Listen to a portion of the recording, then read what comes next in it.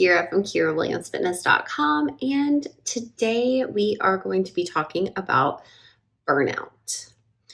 So when we set out to reach any of our goals, we're really excited, as we should be, and we just want to go balls to the wall and do everything that we can as fast as we can, as much as we can, so we get results quickly.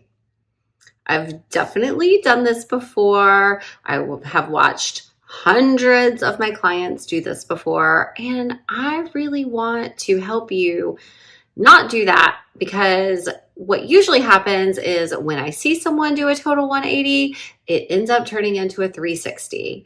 So we get so excited and we want to do all of the things. We want to start working out 5 or 6 days a week, and we want to start tracking our macros, and we want to make sure that we eat 180 grams of protein in a day, and we want to make sure that we do the 800 grams of vegetable challenge, and we want to make sure that we drink a gallon of water every day, and we're going to journal, and we're going to go for walks, and we are going to meditate, and we're going to do all of these things. And then all of a sudden life happens and we might get injured. Something comes up. We go on vacation. We just ultimately get sick of doing all of these things, and then burnout takes place. And, when we do something for a very brief period of time, like we do something for 21 days, for example, we do something for 3 weeks, we do something for a month, and we can do that. It's a very short period of time, relatively. We can do that. If we get results, then we definitely feel motivation continue, and it's easy to keep going, but we're not always going to get results as quickly as we want. And then it's really easy to lose motivation, or we get really sick of trying to do all of these things and burnout takes place. So I'm in a position where I can definitely teach you how not to get burnout. Not because I feel like I need to qualify myself in my sharing this with you, but I still want to share this with you so you kind of get my point and where I'm coming from. I started working out in about 2005. That by working out, I was just kind of like doing cardio and restricting my calories. I was in my early 20s. It worked. Time progressed. I got tired of doing the elliptical all the time. I moved to Florida. The weather was more conducive to this, so I started running a lot. I got kind of tired of running in the heat, so I started taking spin class. Then I moved back up to Massachusetts, and there was a really great yoga teacher at the gym across the street from me. So not only was I taking spin class, but then I started taking yoga, and I was running. And then my boyfriend at the time got me into lifting. And then from there, I got really into weightlifting. So I hired a coach for snatch and clean and jerk. I was still running. I was still doing yoga at that time. And then I started doing CrossFit, and I kind of backed off from the running, continuing to do yoga, not really doing spin class ever. Then CrossFit for years and years and years. Then I got back into weightlifting in 2020, started doing that competitively, have dabbled in Pilates, as well as going back to some spin classes. And now I'm dabbling in powerlifting. So squat, bench, and clean and jerk, competitively. So I've been doing this since it's 2023 now. I've been doing this since 2005. So I think I'm at 18 years. So I think I know a thing or two about how to keep things fresh so I can keep going, right? So I'm going to share with you 3 things that you can do to help keep yourself from getting burnt out. So the first thing is just do things in moderation. And so I'm going to apply this to nutrition as well as fitness.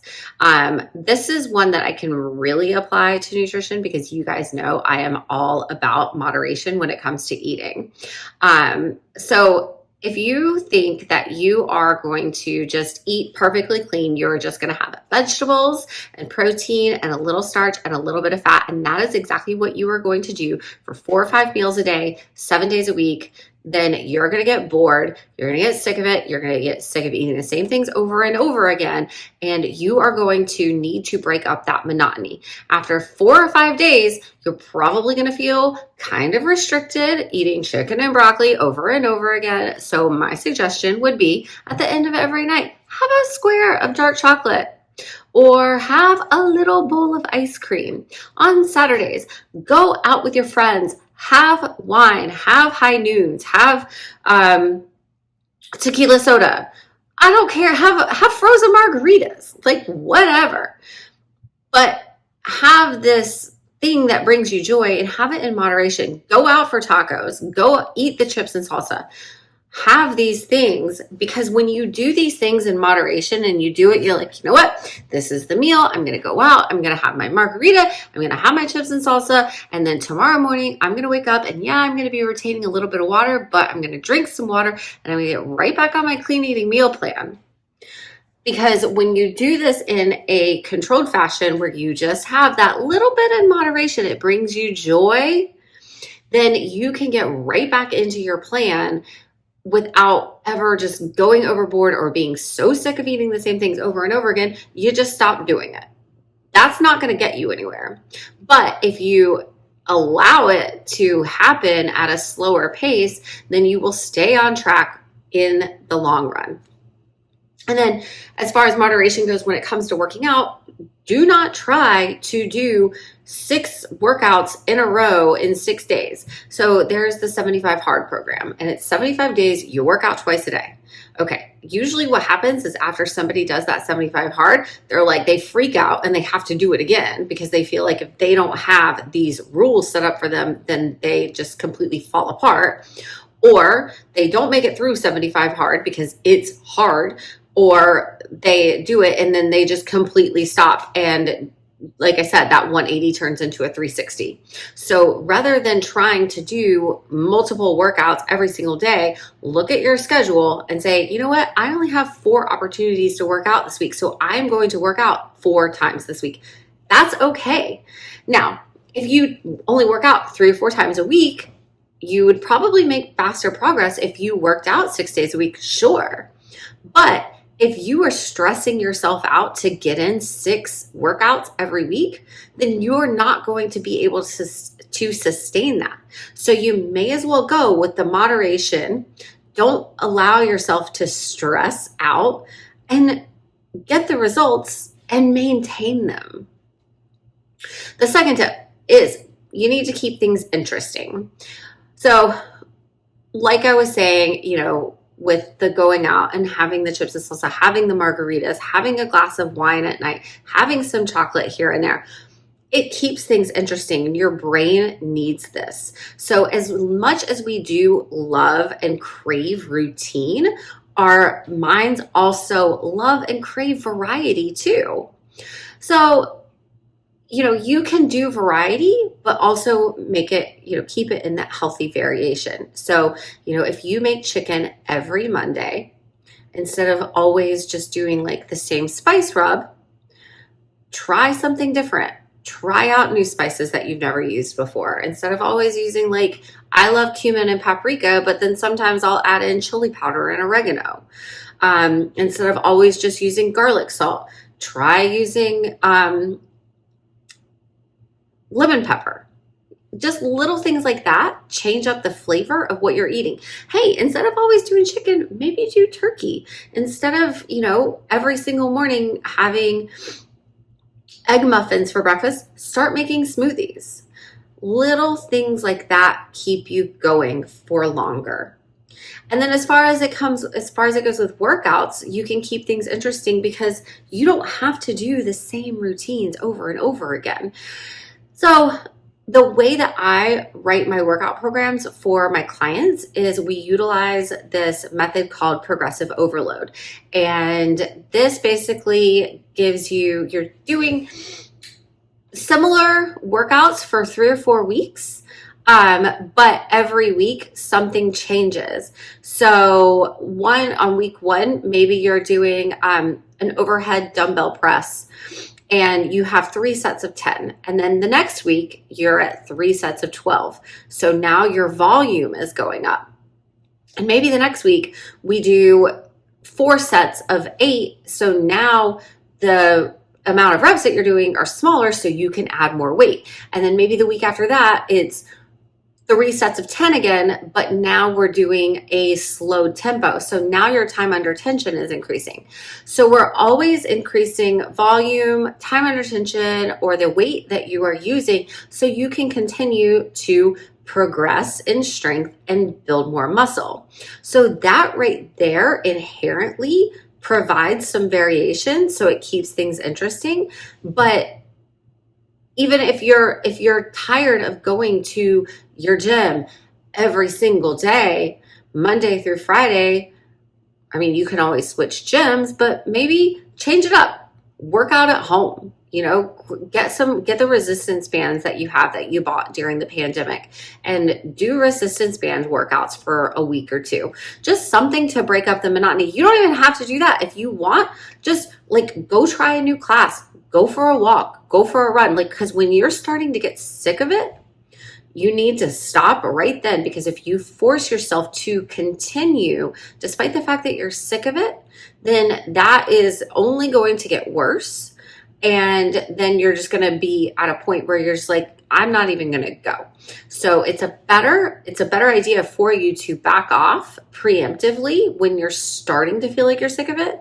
And then that way, by taking that a little bit of time away, you start to really love it. You start to crave it. I mean, I work out at a CrossFit gym, but I also work out at a Globo gym, and I also work out in my apartment building gym downstairs. So I have 3 different places that I go to train, because sometimes I don't want to go to CrossFit. I don't want the loud music. I don't want the heat. I don't want the competitiveness, that ego driven type feeling that I get. This is personal.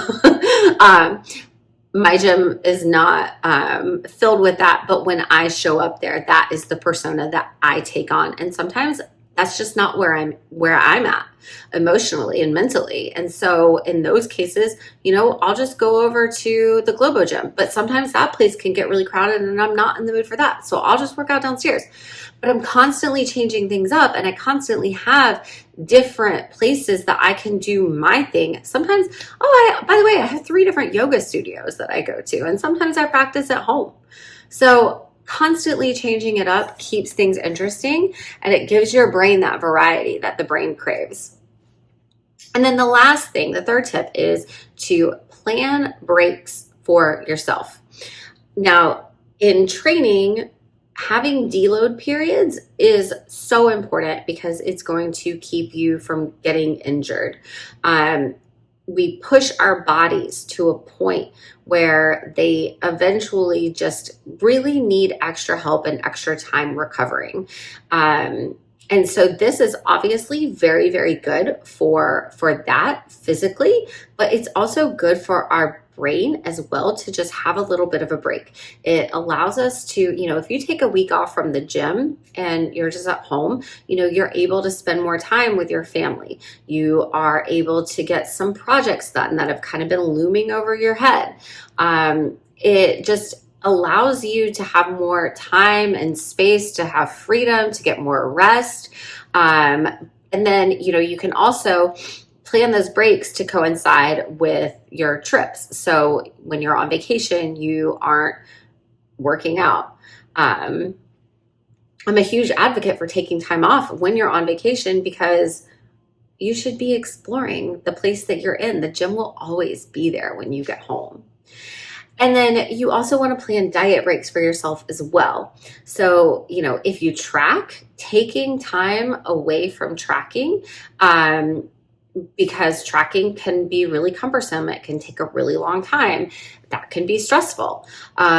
Also, giving your metabolism a little bit of a break from just constantly eating the same things over and over, and then allowing yourself to get back in tune with your own body. And rather than, it's very easy to track and just follow eating the same things over and over again because it's easier. And we might not go into it inherently thinking I am going to eat this way because my macros tell me to. But eventually we just get into such a routine with doing it, we stop having that connection with how our body actually feels. We might not notice our hunger and our fullness cues as much when we are tied to tracking. And so taking time away from tracking allows us to get more in tune with our body's like actual feelings. Like sometimes we might just eat because we need to eat more protein according to our macros. Or maybe we aren't eating when we're actually really hungry at the end of the day, but our macros say, we don't have any more calories left. And so not tracking for a period allows us to get back in tune with our body and listen to our body and its needs. It's also great to take breaks for yourself from, even if we're not tracking, from reading the labels and constantly inundating ourselves with the information, because truthfully, this stuff, like, yes, it is my job to constantly be learning and understanding nutrition, but most of you guys out there, you're teachers, you are accountants, you are doing other things, and your job isn't to study nutrition and constantly be thinking about nutrition. So it's a really good thing to just take that break away from always trying to like inundate yourself with this knowledge and like understand everything that you're eating, because eventually you will get sick of it. I even get sick of it and have to take some time away. And taking breaks from the gym, like preemptively. I know you love the gym. I love the gym. But if we go to the gym all the time, how are we able to miss it? So it's good to force yourself to take some time away so that way you can miss it and realize how much you love it. And, again, just giving your brain that variety and giving your brain a break and giving yourself some time away just can allow you to feel other things and do other things, and then ultimately crave sticking with your workout routine. So these are my 3 tips that have helped me not burn out and keep going. I've been on this journey for 18 years and it's just second nature to me now. And I want to help you get there too. So with that said, thank you guys so much for listening. And if this resonates with you, please feel free to reach out to me. I am always accepting new clients to my online personal training program. It's only $13 a month. Yes, $13.97. So it's under $14 a month. And you will have access to workouts every single day and videos that coincide with those. And let's get you strong and let's help you build muscle. So check that out at KiraWilliamsFitness.com. And if you want to contact me or chat, there's also a contact form on my page on my website. So contact me there. Thank you for listening.